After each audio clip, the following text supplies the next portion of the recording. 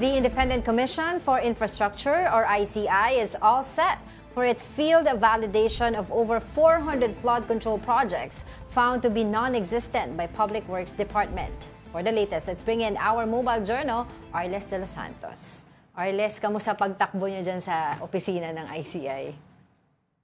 Angela, Diego, magandang umaga. So far, nitong mga nakaraang araw ay wala tayong takbuhan dito dahil kumpara sa mga nagdaang linggo ay mas kakaunti na ang mga resource persons na dumarating dito at na lamang ay para palalimin pa at plansyahin na nga.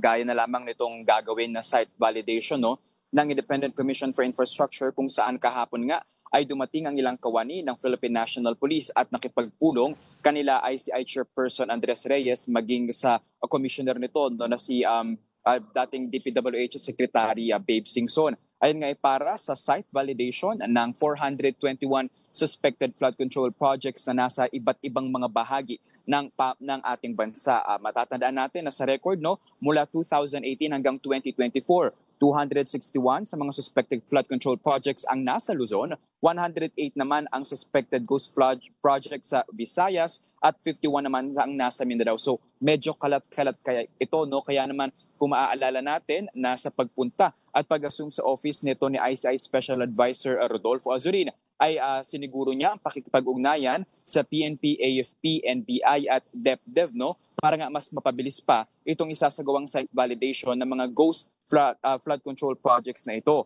Ayon kay ICI Executive Director Brian Hosaka, nais nila na masiguro na ang lahat ng dokumento, affidavit at mga ebidensya na makakalap ng mga field validators ay papasa at tatanggapin ng korte. Kaya naman ito daw ang mga ahensya ng pamahalaan na kanilang pinili para tumulong sa isinasagawang investigasyon ng komisyon. Pero bukod sa mga ahensya ng pamahalaan ay makikipagtulungan na din ang pribadong sektor sa pamamagitan ng Council of Engineering Consultant of the Philippines. Ayun, yung sa council na yun, Arles, will they also be looking at substandard? Kasi wala naman sa technical capabilities ng mga chairperson ng ICI ang pagtingin kung paano kung substandard ang isang project.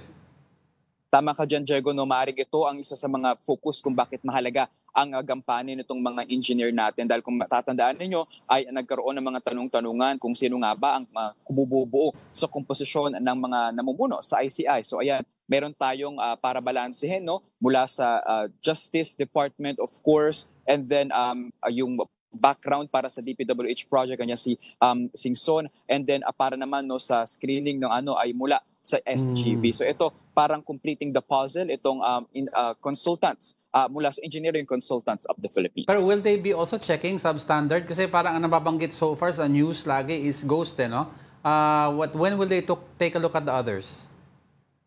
Sa ngayon, Diego, prioridad nila itong 421 na suspected flood control projects. Pero inaasahan natin na sa mga darating na araw ay mag-e-extend na rin sila sa mga substandard flood control projects. At nitong mga nakaraang linggo din ay nagbigay na ng case recommendation itong ICI sa Ombudsman para nga kagaya na lamang sa Mindoro, yung mga kaso doon at ilang mga kinasasangkutan din ng mga kumpanya ng mga diskaya at sa paparating pang mga linggo ay maaring makakuha pa tayo mag-file ng kaso itong ICI sa Ombudsman. Arles, I'm curious how do they identify which areas yung kinabuuan nitong 400 flood control areas na kanilang isa-site visit for validation. Ito ba ay nanggaling doon sa website, yung sumbong mo sa Pangulo website, or galing din yung iba doon sa initial report na binigay ni Pangulo nung siya ay nagpa-press con regarding this? Angela, ito ay halo-halo, itong 421. Pero malaki sa bahagdan nito ay nanggaling doon sa initial na reports and findings ng DPWH. Pumunta dito noon si Secretary Vince Dizon para ibigay nga ang kanilang initial report dito sa ICI at tinanggap ito ng ICI at ang kanilang magiging aksyon ay mas i-validate pa para mas masilip pa yung mga papeles kung paano nga bang naging proseso sa pagulong ng mga proyekto na ito mula sa bidding process hanggang sa pagsisimula ng mga pag-construction nito, and then kung ano nga yung kalagayan nito ngayon. Pero nasa ilang libo na rin yung nakita natin ng mga iniulat sa Sumbong Pangulo website. So hihintayin natin sa paggulong ng araw na ito kung meron pa nga ba silang titignan na kasama doon sa mga iniulat. I was wondering kung meron din silang timeline, set na timeline dito sa pag-inspect dito kasi medyo marami-rami itong 400 sites na ito. And of course, the public is eager to know kung meron pa silang another set of recommendations na ibibigay sa ombudsman para makapag-file ng cases because at the end of the day, yun ang iniintay ng publiko, 'di ba? Magkaroon ng makakasuhan at magkaroon ng somebody na makukulong. Sa makakasuhan, Angela, so far, tuloy-tuloy ang case build-up ng ICI. Pero pagdating doon sa timeline, ay aminado naman itong komisyon na medyo short talaga sila sa manpower, no? Dahil dito sa 421 na suspected flood control projects, nanggaling ito doon sa inisyal na 8,000 infrastructure projects na hinihinalang ghost projects talaga.